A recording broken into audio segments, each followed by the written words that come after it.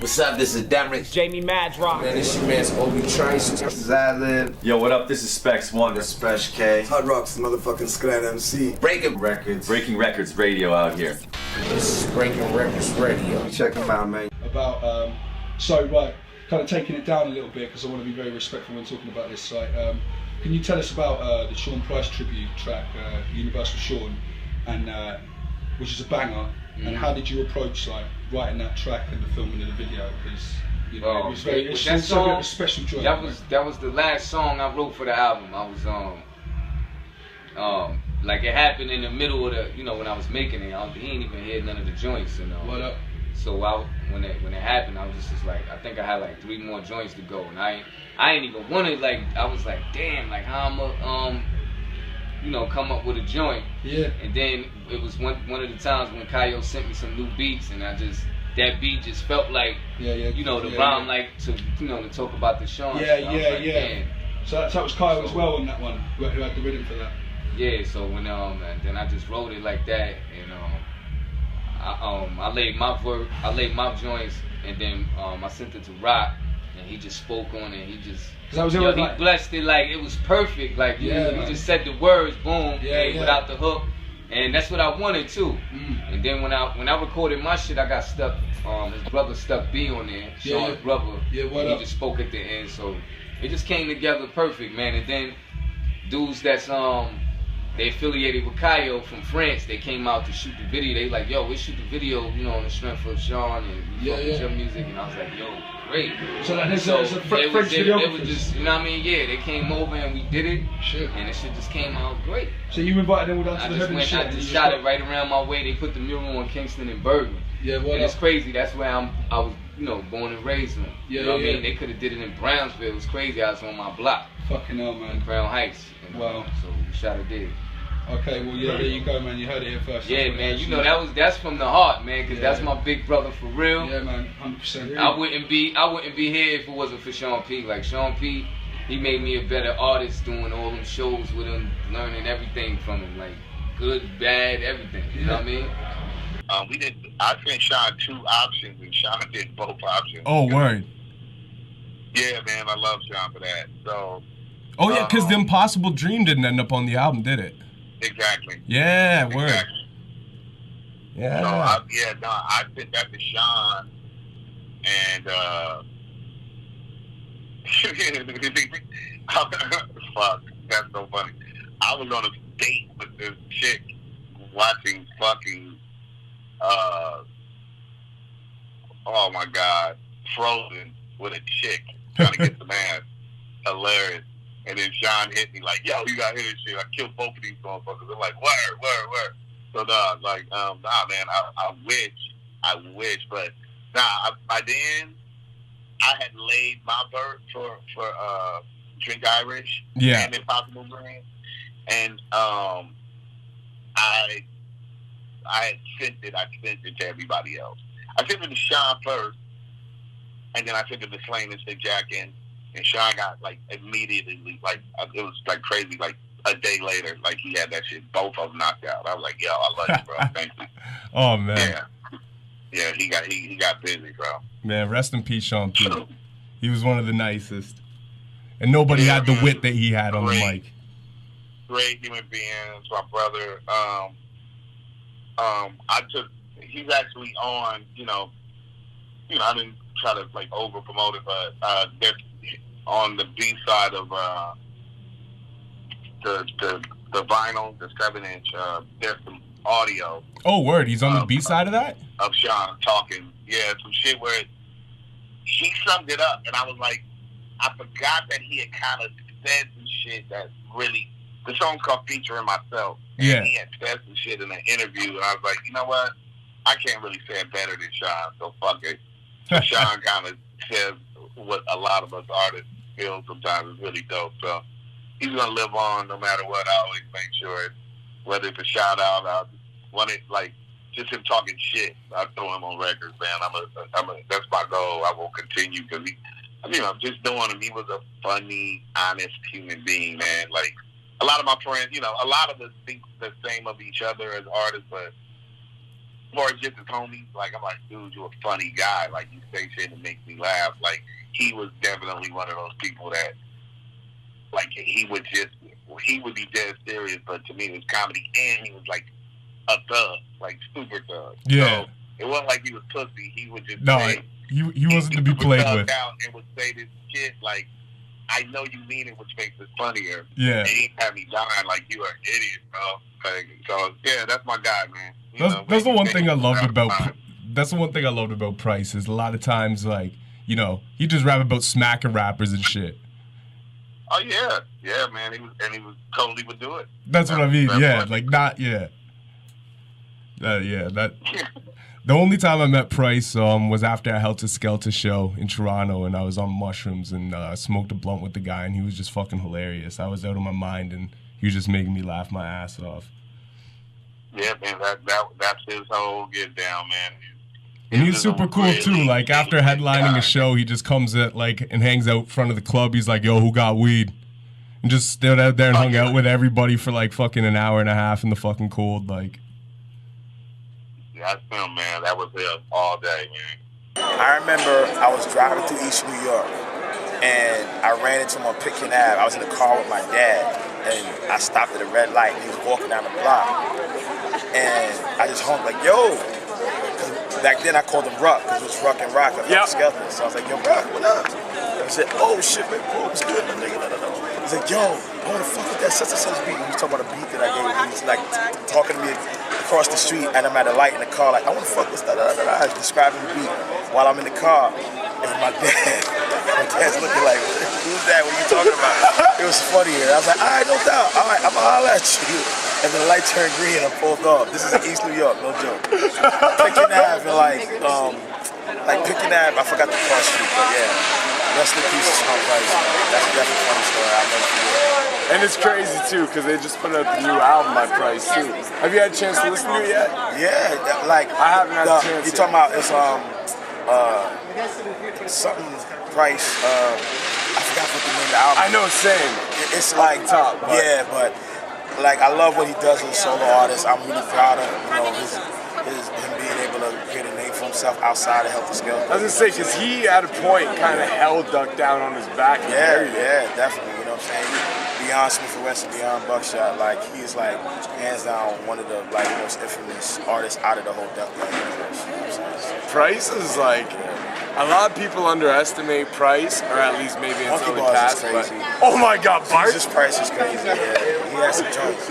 Price, that's what I loved about him, because he had the humility, but he had the wit and the bars. Yeah. You know what I mean? Like that's what makes a great MC. Actually, I met Eclipse that night too, but this was years ago. It was in Toronto at Revival, and Sean Price was on tour. Heltah Skeltah was on tour opening for you guys. They just put out their oh shit, what was the name of the album with the masks on? Dirt. Dirt. The Dirt. Yeah, where they were pushing the Dirt album. Yeah. But I'm just curious, like, what is your, because he's a hilarious dude, like, what's your funniest Sean Price moment that you can remember through all the time being on the road with him and everything? Maybe an unheard one? Man, there's so many. It's hard to, you know, it's hard to say. It's kind of, you know,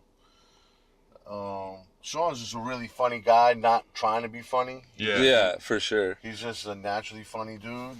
Like, to me, I think he could have. We joked about it all the time that he could have been a stand-up comedian professionally if he wanted to. I think maybe one time stands out for me when we were on tour. Forgot where we were. We might have been like in Colorado or somewhere, but you know, we like to blow off steam when we're on tour sometimes, and Sean decided to trash the dressing room one night, and you know, it wasn't like he was trying to hurt anybody or anything of that nature. He was just kind of like trying to hurt the table. You know, like picking up a table, a couple chairs, throwing it at the wall. And I remember a promoter came backstage while this was happening, and for some reason thought it was his fault that Sean was doing that. Or Sean was upset. But Sean wasn't upset at all. He was just, you know, throwing Sean, yeah. throwing a chair at the wall. Yeah. You know, just blowing off some steam. Yeah. And, That's the one where he threw like a sandwich against the wall or something. yeah, it's just like he threw multiple sandwiches. And I just remember the promoter coming backstage and being terrified, and Sean just turning around and just kind of smiling right in his face, putting him at ease. You know, of course, even though he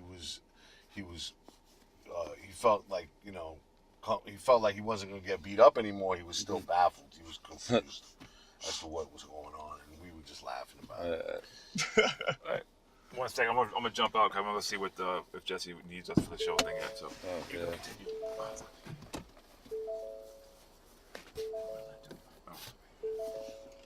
And so with that being said, the Underworld 2 music video, you got Havoc from Off Deep, Cool G Rap, Chino XL, Slang, Necro, Ill Bill, Connive of D12, Ruste Juxx, Sabak Red, DJ Illegal from the Snow Goons, and even Sean fucking Price. Yes, that's true, and yeah, it was quite a venture. And you know what's crazy about the whole thing is that Sean Price was actually the first guy to give us a verse. Crazy. On the first Underworld, it was Bizarre. On the second one, it was Sean Price, and I love Sean Price. And when we got the verse, we're like, sick, we got Sean Price, we can build off of it. But for a while, we were like, what are we gonna like have the closer be? And you know, unfortunately, rest in peace, Sean P, who's an incredible person. And I had spoken to him on the phone, and we had the whole video planned. And unfortunately, he passed, and it kind of breaks my heart. So before we do wrap it up, I just wanted to ask one more question, because I know you worked with Sean Price a few times. Yes, and more than a few times. Yeah, that's my homie. A handful of times. And did you guys, so obviously, like, you guys worked in the studio together. It wasn't like over the internet type of shit. Yeah, no. He came to my crib many times to track verses. It was a blessing. And what's your funniest Sean Price memory? Because he was one of the funniest dudes in hip hop. Well, to me, it's the best Sean Price story. So he came. I don't know what it might have been. I did this really under the radar EP called the Green EP that literally probably nobody knows exists. It's called the Green EP, and the whole theme is smoking weed. So it's a bunch of songs about weed related stuff. Okay. And the label that wanted me to do it, they wanted a Sean Price track. So I hit him. I was like, yo, come through. I got this label. They want to do this joint. He shows up to my house, walks up the stairs. He's holding a bag of fish. and he's like, yo, it's my dinner. Throw it in your fridge real quick. And so this guy comes up with a bag of fish, and I'm like, you're the greatest, bro. So I put this bag of white fish in my fridge. He knocks out the verse, grabs the fish, and he's out. I have so many stories though. He used to call me randomly too, which I felt so so blessed. Like he would be at the crib watching some old like 70s blaxploitation film or something. He'd be like, yo, I just heard this sample. I want to flip it, and I think you could do it. And 2 times he called me like that. And actually, one of the times it turned into a song. I'm not going to shout out the sample, but on his last album, there's a joint called Prisoner that I produced featuring Freeway. Yeah. And that was the situation where he hit me with the sample. Was like, yo, make a beat with this. And I did it. And then he loved it. He rapped on it. Unfortunately, he passed. And then, Freeway got on it. And yeah, it was that joint. So you rest in peace to Sean Price, man. We miss the hell out of that dude. His energy. I just posted the other day on his birthday that, when he passed away, it was just, he was so Brooklyn, so New York, and it hasn't quite been the same since he left us, man. And we miss him, like his energy, his sense of humor, his ability to just not give a fuck and just say whatever he wanted. It's definitely a big empty space, since he left. So we love him. Shouts to him. Rest in peace, Sean. Rest in peace, P. Yeah, man, definitely. Like he was one of the funniest, if not the funniest dude ever in hip hop. And he was also one of the bullies. Like he'll slap you in your face type of dude too. He used to make fun of me all the time. That's another thing too. But I never tripped because I was like this. Usually people that make fun of you, it means that it's your homies. You know what I'm saying? Yeah. But like he's killed me on records on the Ruste Juxx album. I forget what he said. I was wearing tight jeans or I don't know something like. He's roasted me mad times, but to me it's like it's an honor. It's like a sign of respect almost. Yeah, like I mean, we talked about Sean Price. I mean, last time, right? You guys got the "Don't Drink the Kool-Aid." You know what? I felt, I don't know what it was. You know, rest in peace, Sean Price. Rest in peace. But I felt like that's why that single dropped almost a year before the album. Because I felt like some kind of a necessity. Like I felt like an urgency when it came to getting that track done. Yeah. So I like to the video, going down to New York and shooting that, and then recording with it, getting that done with him. It was like.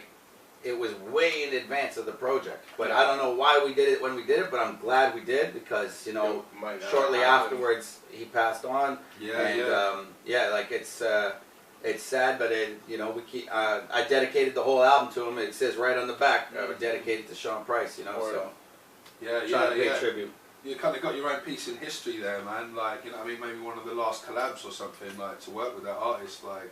Yeah, I feel like we just got in before, you know, like everything went bad, and I'm like I'm just happy that we were able to complete it, and I know that it in history the way it looks like it, it's one of the last collabs, and I hope people realize, like, I hope they look at it and they see that it's one of the better collabs. Yeah, definitely. For Canadian, you know, like I'm not saying everybody he's ever worked with in the States, but I'm saying as far as Canadians working with Sean Price, it's I a really feel like, big look. Big look for Canada, man. Yeah. Big look for Canada. Try to Fortunato represent over here, man. Yeah, man. Pulling in, like, you know, legends. Like, so yeah, you need to go check that out, really, if you haven't already. Like, I was watching that today, and like, the video's amazing, and it's very well shot. And the production's dope too. Production's the dope. whole mixtape, or sorry, EP is handled by one producer. You said? Yeah, Sean One out of Fredericton, New Brunswick.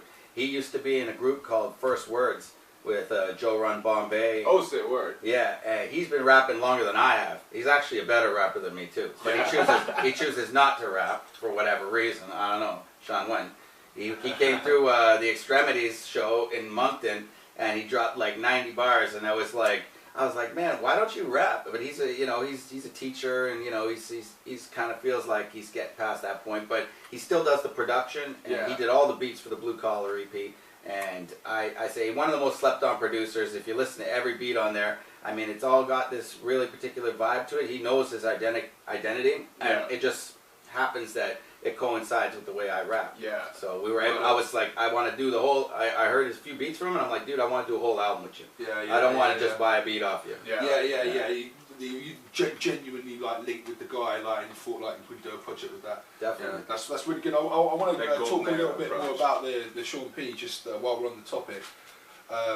So yeah, I just wanted to know, like, what was it like working with him, and on that track, you know, like you kind of like rhyming with the sample and stuff, like going in and out. So like, did you have like time like writing process with him or anything like that? And like, I know you're kind of like ad-libbing some of his bars and stuff that looks really good in the video. So like, what was the kind of process that you went through behind the track? Like, yeah, unfortunately we had to do it remotely, but first I let him hear the beat, see if he was liking the beat, because I feel like, you know, that's the first thing.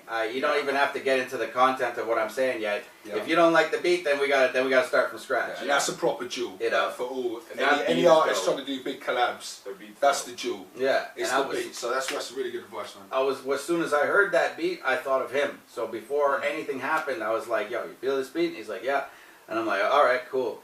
And then I put my shit down, and I was like, okay, what do you think about this? He's like, I got it. He's like, you know. So he dropped a 16, basically talking the same thing. You know, record industries ain't really saying nothing. Them for lime rhymes, like, you know. And so we were on the same page with that. I really wanted to like put some light on the situation of pay to play performances. Yeah. And you know, like, I don't mind. I mean, if a promoter says to you, you know, like, yeah, could you sell some tickets for the event? Could you help promote the event? And as an artist, you should say, of course I will. Of course I'm going to talk to my people. I'm going to try and sell some tickets. I'm going to put up some posters if you need me to. Yeah. But I don't like it when it's like, if you sell this many tickets, you get to perform this long. Or you get to, or you're going to, if you don't sell enough tickets, you're going to have to go on as soon as the club opens. And no one's going to see you.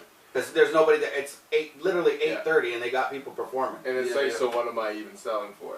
Well, yeah, and I feel it really makes you feel, it makes that type of setup kind of like, it makes the artist feel dirty, you know, like so I feel like And know, under pressure too. Yeah, it's a lot of pressure on It's it. like taking a spot from a fucking drug dealer that you don't know if you're gonna be able to come back It's with a perfect a re-up, analogy. You know what I mean? Yeah, Like, exactly. Yeah. It definitely seems compared to in England, like they don't do that. So it does really seem when I come out here and experienced, you know, people I was talking to, you know, doing that. It is exploiting the artist, I think. Yeah. And the promoters are just getting to use these artists just well, because at the end of the get day, the most money possible and artist, just kind of, you know, neglect like. There's no show without the artist, right? Yeah. And so yeah, I feel like that was basically what our message was when we brought it all together. Yeah. And then and I said, you know, like yeah, it was kind of I would have rather had done it in the studio with him, but because he lives in New York and I was living in New Brunswick, you know, I was like.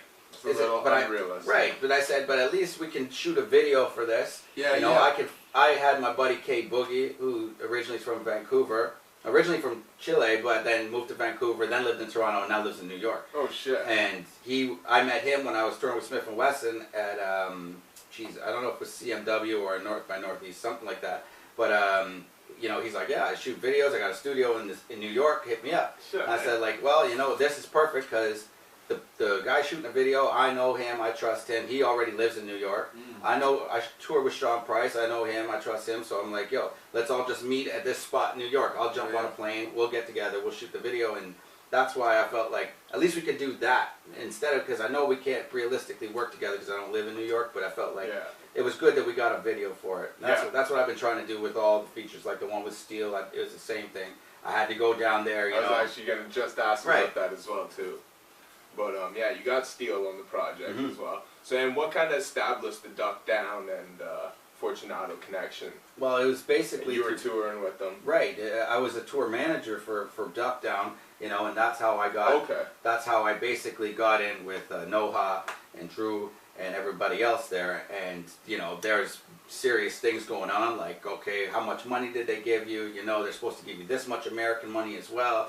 And so I'm the go-between, and I'm going to these clubs and, you know, collecting money and making sure that, you know, Sean makes his way from the hotel to the venue and everything, like all the logistical issues that come up with touring, I was taking care of that. Yeah. And so by doing that, I kind of gained their trust. And I toured with Sean Price, and I toured with Smith and Wesson twice. And you know, first track I ever did was with Tech. With when I was still part of Angerville. Yeah. That's the song No Joke. So it's always been like a Duck Down thing. And I felt like because I had that dialogue with them and they trusted me, I felt like, you know what, I can approach the artist here and it's not going to be, I'm not going to get treated like just some random dude, hitting them up with an email. You know, we've had that in person. And he trusts you. Like, if you're in charge of their tours and stuff like that, and then you know you're credible as well. Yeah. Like, even behind the mic, you know, not even like that's great. I love it. And I think after I did a couple tracks with their artists, they realized that I was going to do justice to these tracks. I was going to promote them properly, do good videos for them, and not just like. And that's why they come through when you guys work together too. Like they hit you quality. It's a great connection. I haven't made a lot of connections as far as New York rappers are concerned, but as with Duck Down, that's the one you want. That's the one I wanted, and that's the one I work with. That's the hard one, and a lot of people know as well. Like, you know what I mean? That's that is a foundation of New York hip hop. You know what I mean? Like, that's some hard shit. Have you ever thought about working? That's very interesting. Sorry, not to cut you off. Not at all. You ever think about working with the Miners or anything? Have you worked with them? No, I haven't worked with Miners, and but PF Cut, who's not officially on Duck Down, but he's like Sean Price's DJ, and also a dope beat maker. He basically mixed the whole songs in the key of Price. You know how it all plays like a mixtape? That's all PF Cut, and a lot of his beats and all of his mixing in it. Yeah. So, because they were really close, you know, like in the one song on Mike Tyson when he goes Alejandro. Like that was the kind of the nickname for PF Cutting. Okay. He'd come up on stage and just start yelling Alejandro. No shit. He'd just be laughing. I've heard him shout out PF Cutting. Yeah. They were really close, you know, and so I've been working a bit with him.